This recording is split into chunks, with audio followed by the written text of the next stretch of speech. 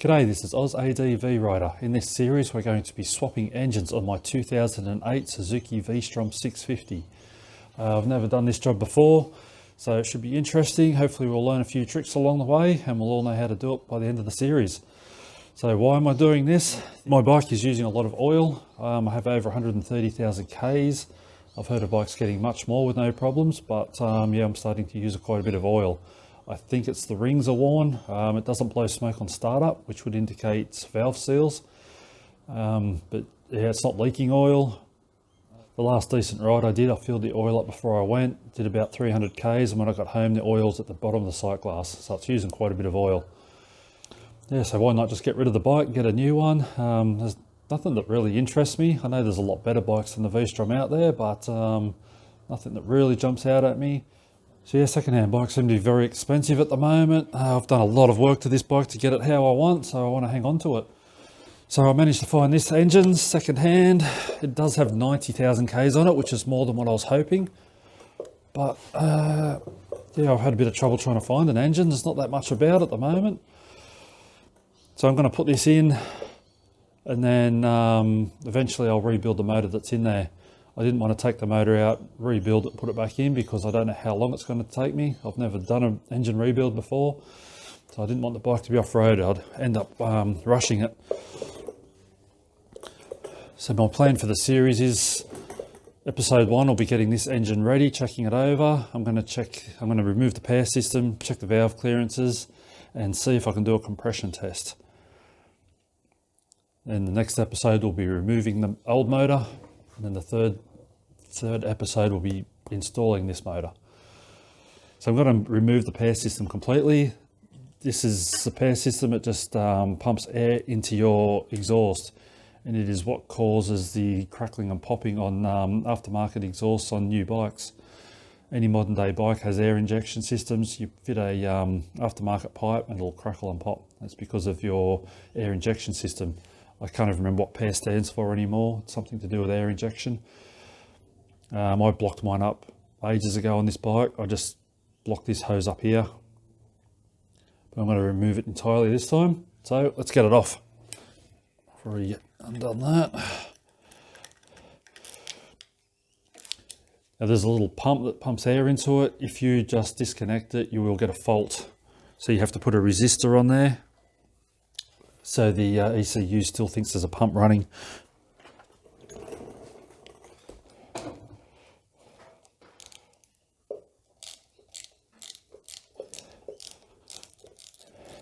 These bolts have been Loctited in, that's why they're tight the whole way.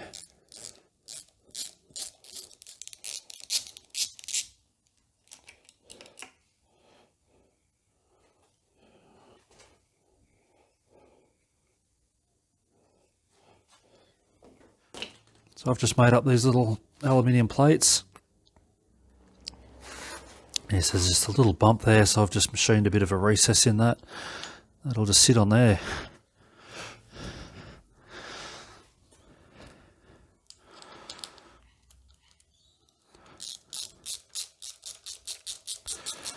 Hopefully these bolts aren't too long. Oh, they are, bugger. Okay, try that again. Because these plates are a little bit thinner. Yeah, these plates are a little bit thinner, so the bolts are too long. So I've just cut a little bit down.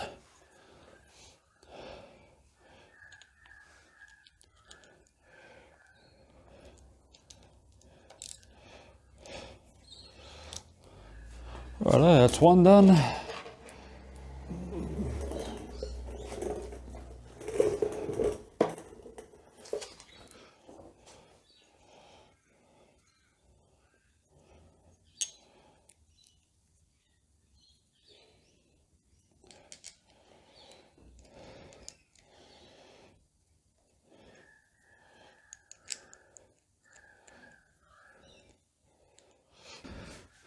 Alright, that's our first job done. That look a bit better. So next up, we're going to check the valve clearance. Remove seat, we don't need to worry about. Spark plugs. Better remove the spark plugs.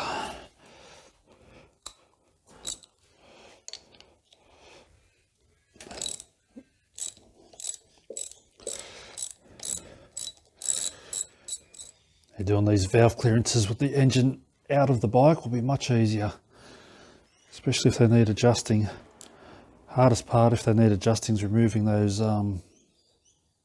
cam chain tensioners. Not too bad. This will start giving me a bit of an idea of what this this will start giving me a bit of an idea what the engines are like, if it's been looked after or not.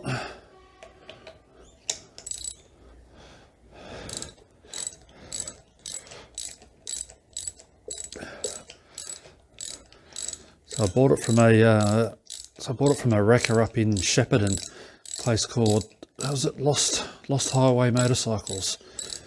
Guy was really good, very honest sounding. He said he just buys the bikes at auction and wrecks them. Said he rode this bike home. He said it rode fine, the engine felt good, gearbox felt good.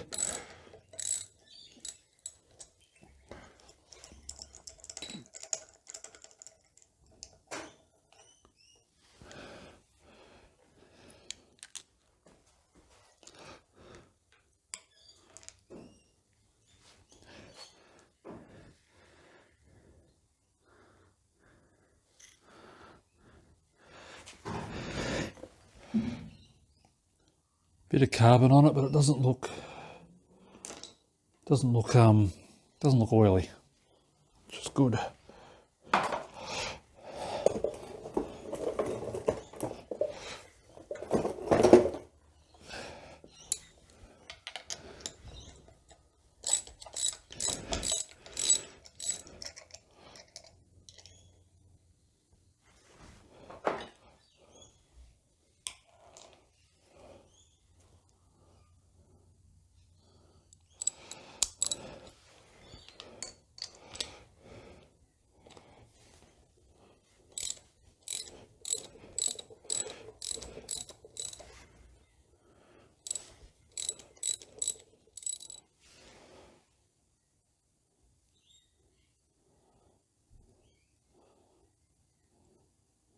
I reckon they're due to be changed. Okay, so we'll remove the cylinder head covers.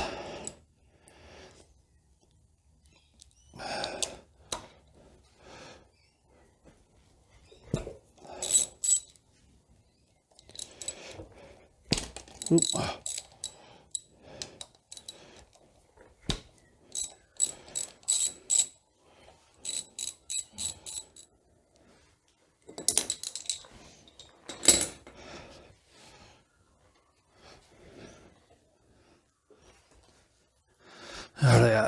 Let's give this a little tap. There we go. So be careful not to damage this gasket while you take this off.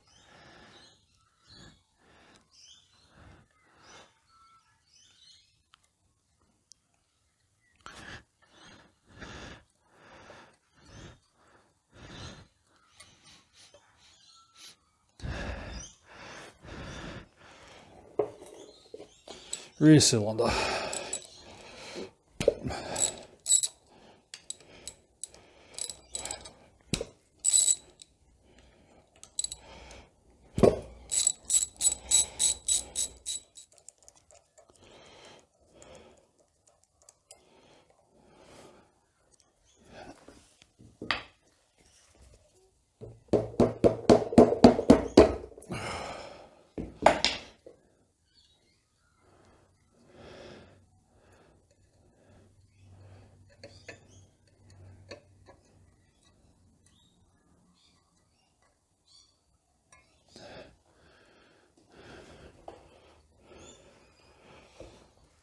Righto, there's the rear cylinder head cover removed. Okay, so next up we've got to move this guy.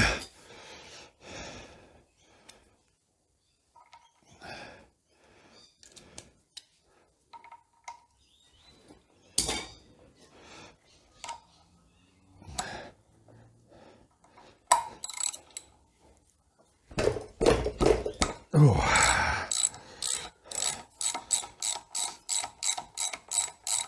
Oop.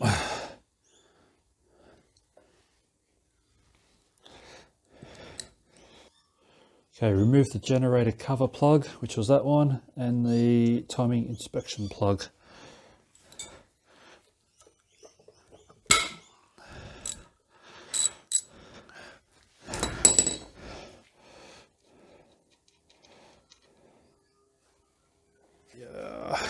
So I've got to turn the crankshaft to set the number 1 front cylinder at top dead center of compression stroke. Align the F1 T line, that's looking inside here, to the generator rotator to the index mark of the valving timing inspection hole, and also bring the camshaft to the position as shown in page 2.8.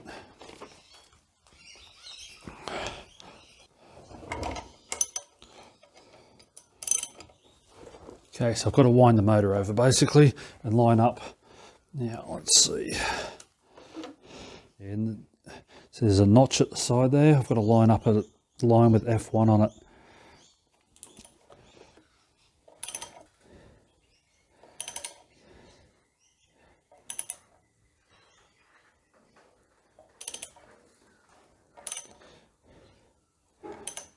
What's that one say? We want F. There we go. What's that one? F. Now what it also says, all your camshafts should be pointing up. Let me have a look. I don't think they are. See, the camshafts aren't in the right spot, so I've got to turn it another 180 degrees.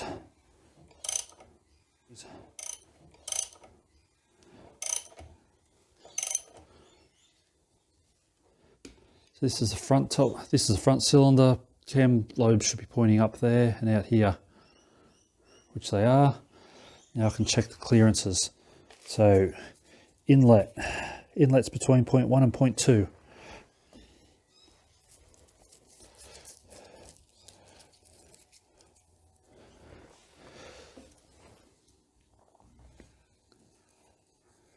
Point 1 goes in easy.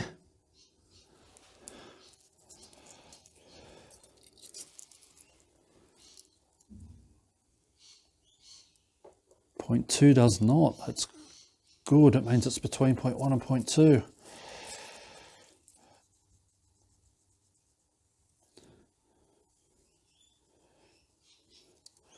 it's between 0.15 and 0.2. So exhaust is between 0.2 and 0.3. So I'll try the 0.2 first. I can get in that way.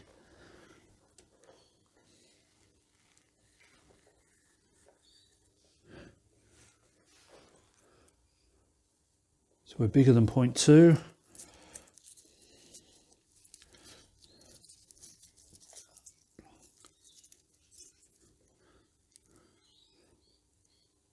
Smaller than 0.3. Awesome.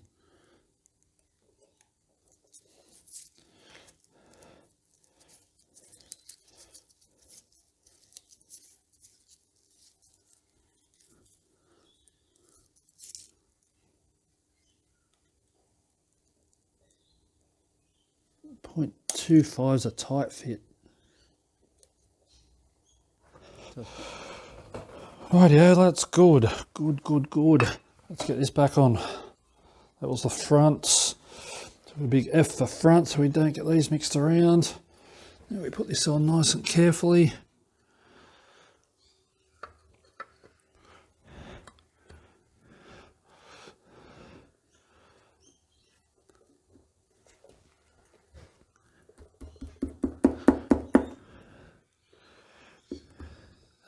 That's it, we're on.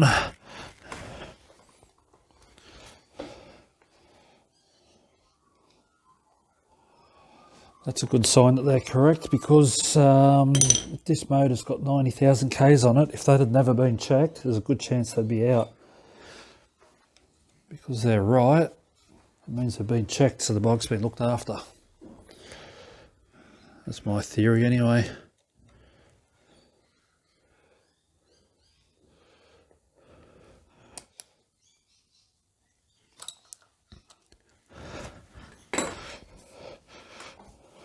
Cool, front cylinder done.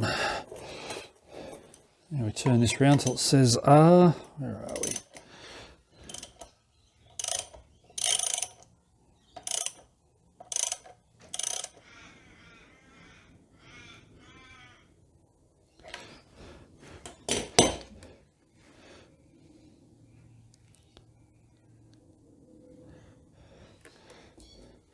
Right, let's turn this around. Camshafts should all be pointing inwards, which they are. These markings on here, I think from when they've checked it, it's my guess. I didn't have those on my motor. Ooh.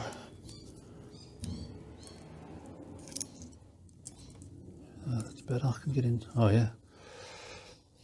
What's that, 0.2? Just check that's not too big. 2.5 won't go in. So that's at the upper limit, 0.2, but as these wear, the gap gets smaller because the valve goes further up into the head. So that gap will only get smaller, so I'm happy to leave that on the limit. If it was at the lower limit, I'd probably adjust it. Oh yeah, let's try the exhaust. 0.2 goes in. Yes, that's probably the most important thing. It's not too small.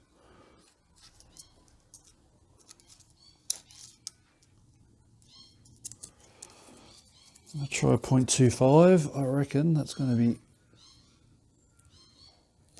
yeah.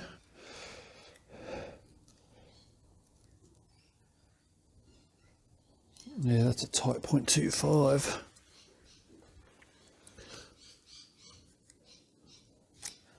No, I'm happy with that, 0.25. Cool, we're in tolerance, so I don't have to take camshafts out. Would have been a pretty easy job because the motor's out of the bike, but anyway. Cool as. Alright, let's get this cover back on.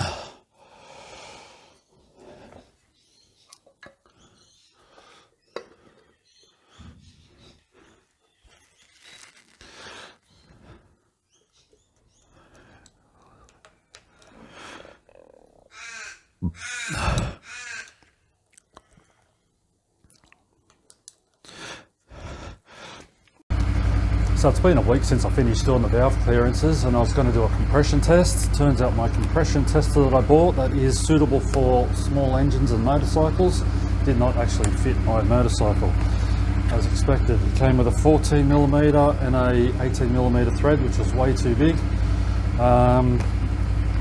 It says you can also use this, push that into the spark plug hole. That is still way too big. It's only 10mm on this bike. So I thought I may as well just buy an adapter rather than buy one online and have to wait for it to be delivered. I decided to go into an actual store and buy one, but of course they had to get it from their supplier, which ended up taking a week. So this is what I bought, about 30 bucks, a bit under, and that fits. Now, in that time I've changed the fuel filter in my on my fuel pump, and that was absolutely filthy. But I also checked inside my airbox and there was a lot of oil in there.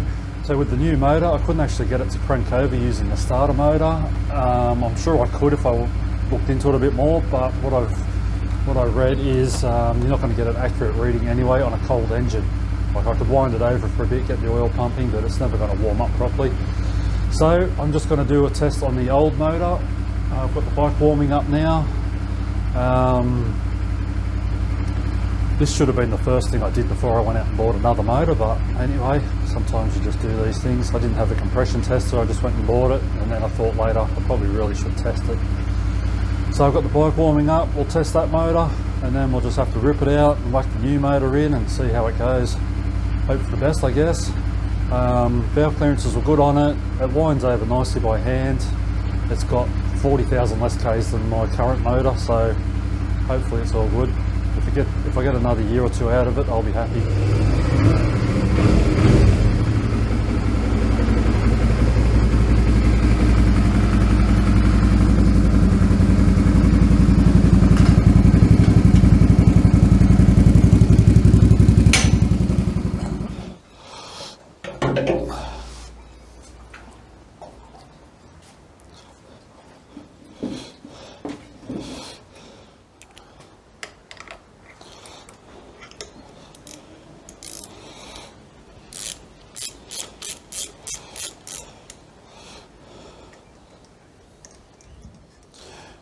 Just so that it doesn't arc out on anything, I'm going to stick an ear plug in that.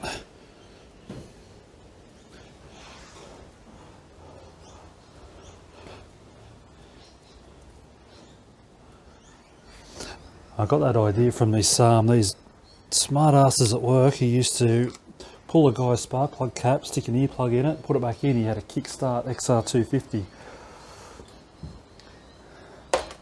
They started out by just pulling the cap every now and then on him, just to annoy him, and he cottoned onto that and he pushed the cap down before he started his bike.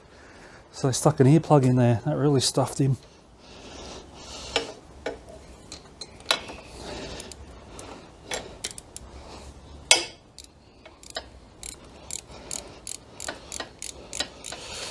Okay, so we'll get our compression tester hose in.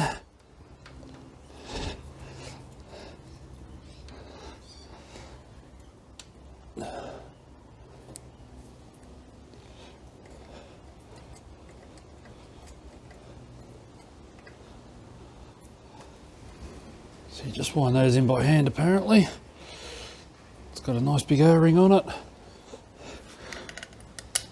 Attach that. There we go. Okay, so you have throttle wide open.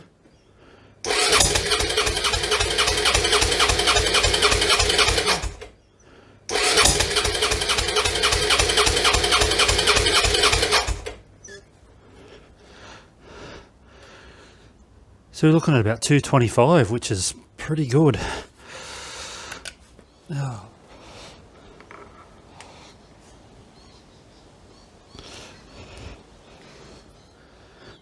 Let's see what this one is. Oh, there we go.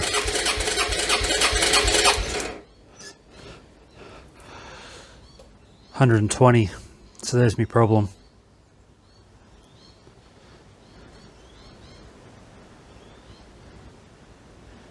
Big difference.